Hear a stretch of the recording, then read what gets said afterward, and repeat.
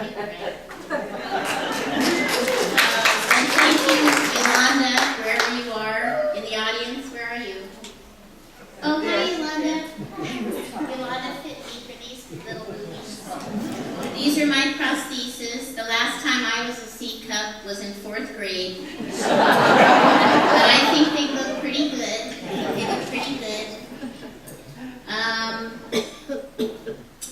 After my reconstruction, which I'm going to do later this year, I'm going to get a t-shirt I saw, and it said, "Yes, these are fake. My real ones tried to kill me."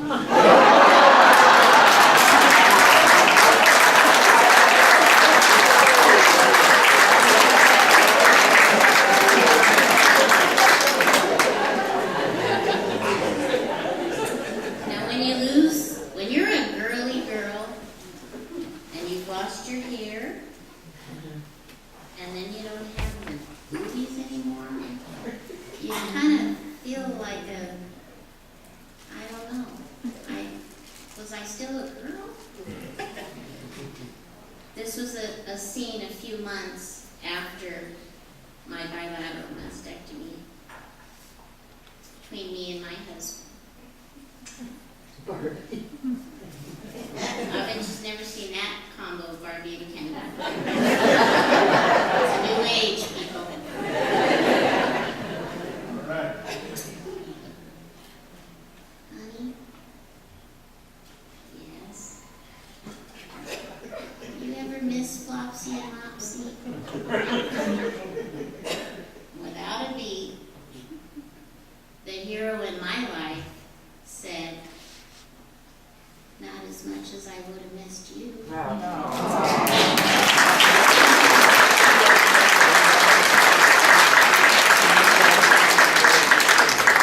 right, so the only thing we have left now is the burn portion of the program, radiation. I had almost 7 weeks of it. I'd like to read to you from my next post where I wrote about that, what it's like being in the radiation vault while the lasers are flying. I don't remember anymore what it's like worrying about the maybes. I used to do that a lot, tossing and turning, mulling the spice cider of the what-ifs. What a luxury that was. A silly preoccupation, I realize now. I don't remember what it's like to live each day just doing the normal stuff. I don't remember what it's like making the small stuff big stuff. I don't remember. Because every day, this is a funny slide, so stop a minute. We're all out of hot men, which like a warm blanket. Every day since April 21st, 2010, has been dealing with the actual, living in reality, trying to move a mountain, living in the shadow of a mountain. I walk into a room past a door that is 7 inches thick with radioactive symbols everywhere. I lay on a table draped with a white sheet. I watch for the beam light to click on. Beam on. Beam on. The machine moves around me into another position. Shutters inside shift and click. Red lines of laser light cross like swords above me. I think about things while I lay there. I think about my life. I think about you. A tear often slides down my cheek. I don't know why. Maybe because I'm lonely, alone in here. I wish you could see me in there. Maybe it would give you clarity in your life. Maybe it would help you let go. Maybe it would make you say, I love you more. Maybe you would take better care of yourself. Maybe you would lead with your heart. Maybe you would let the small stuff be the small stuff and realize how absolutely lucky you are not to live in the shadow of this mountain. I wish you could see me in here. I wish you could, because it would change you. So here's a photo of underneath my arm after radiation. The redness and bruising, raw skin and weeping continued up towards my neck, all across Flopsy. I don't have a photo of Flopsy after radiation, but you know me. Okay. So this is how my breasts look. Oops, I just lost my This is after radiation. There's Flopsy, and there's Flopsy. Flopsy didn't have to get radiated, just Flopsy. These pancakes smell good, huh?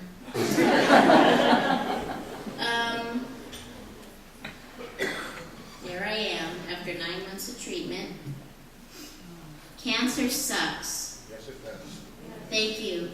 Cancer treatment sucks even more. There's nothing good or nice or profound or redeeming about it. But something happened to me along the way. My heart cracked wide open. I fell to my knees. I didn't let my pride keep me from asking for help. And that's when they started to arrive. All my sisters. All my sisters of the Cancerous Breast. And now I'm part of a club of the finest, toughest, most loving, fearless, funniest bitches on the planet. I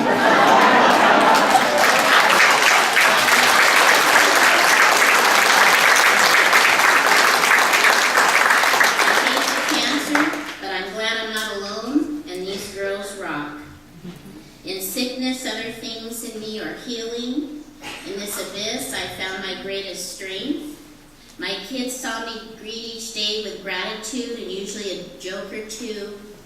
We laughed at cancer. We made jokes at its expense, all as a way of saying, you will never get the best of us, no matter what happens. I used my cancer as a teachable moment for my boys, one after the other. I think they learned how to seek balance and self-comfort in the midst of grief and tragedy and disappointment. They had a front row seat to witness their mom at her best and at her worst and at her best again. My children have learned the power of resilience and love and laughing your ass off in between all the crying. This cancer crap has given me an opportunity to realize what was always true. My life has an expiration date. Nothing is promised to any of us. Every day is a gift. The good is for today. And most of what I once thought I couldn't live without, I never needed in the first place, and I let it fall away. I learned who loved me, and I didn't call after the ones who walked away from me, and some people do after a cancer diagnosis. I let them go. I learned that we don't have any choice over the cruel and random and chaotic pieces that life throws our way, but we can choose how we arrange and react to the pieces. Crying and worry takes a lot more energy than laughing and loving. Worry don't change a thing, and gratitude changes everything. I'll take a thimble full of hope any day over a ton of fear. Whatever you focus on in your life becomes the focus of your life. So just keep going. Expect the unexpected. Lean into the wind. When it gets scary, you reach for somebody's hand. Your cancer is not the sum of you or your life. Don't ever forget that. I grieved on my 1-year cancerversary. When I got home, took off my fake boobs, looked at myself in the mirror. I examined every scar, massaged toes that won't wake up.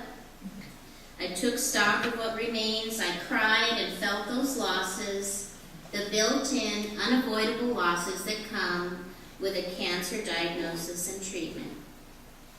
But let me witness to you of the sacred and divine and holy things that came to me, like one morning out in my garden when a butterfly landed on my bald head and we both stood there in the sunshine, blessed. There were so many ordinary miracles and tender gifts that arrived hand in hand with my cancer diagnosis. I was blessed and opened and changed and shot like a rocket towards my unfolding good. One of my favorite quotes is, "I was a man riding an ox, searching for an ox to ride." Well, that was me. I was a little fish, searching for meaning and wellness and deliverance, never realizing I was swimming in a colossal ocean of eternal grace and infinite love. Sometimes, little fish, bad things happen. But I've been witness to the Leviathan good that is already set in motion before the bad is even a hint. I was inspired on Mother's Day to leave my comfort and my anonymity, do something extraordinary. I made a vow to write this blog. I kept my vow day by day, walking, crawling, carried, and I soon discovered it was important and needed and powerful, and every day I still get new messages from people regarding its impact. I still get new followers to the blog. Many of them are newly diagnosed sisters who go back and read the blog from the beginning. As they lose their hair, they read about when I lost mine. They experience the gut-wrenching triathlon of cancer treatment, just as I did. I even got one message I was very proud of. I don't know how many of you used a little book called Chemo Companion Care Guide, written by Dr. Jean Sprengel, who came to my blog, and I was so thrilled and wrote a great message. Many times while I was writing the blog, my self-doubt would talk to me, and I'd say, "Why are you talking about this stuff? Nobody wants to hear about this stuff, not the people with cancer, not the people without cancer, not the newbies, not my family. Nobody wants to hear about this. Can't you just be funny? Can't you just lighten up? Can't you just lie if you have to?" But I just kept telling the truth. And then I'd be blessed with something like this. "I just read your post, and I'm still crying. What you wrote really touched me. Thank you." Writer girl, thank you for your message to me. Exactly what I needed to hear. Whenever I stumble, it seems as if my friends and family gasp in horror. They love me dearly, but they are so afraid of the cancer, not you.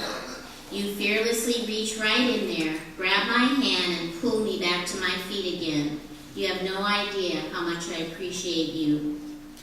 Writer girl, you've made me laugh and cry and nod my head vigorously at what you've written. I'll never forget your goodbye letter to your breasts. You said exactly what I was thinking. I've reread some of your stuff at 1 in the morning and 4 in the morning on a tough night. You've made a difference. As much as I hate knowing you're in this battle with me, I'm glad you're here. So I don't know how to explain to you how full my heart is from all the love that has come to me. I was a sisterless sister, and now I have sisters all over the world. I'm one of them.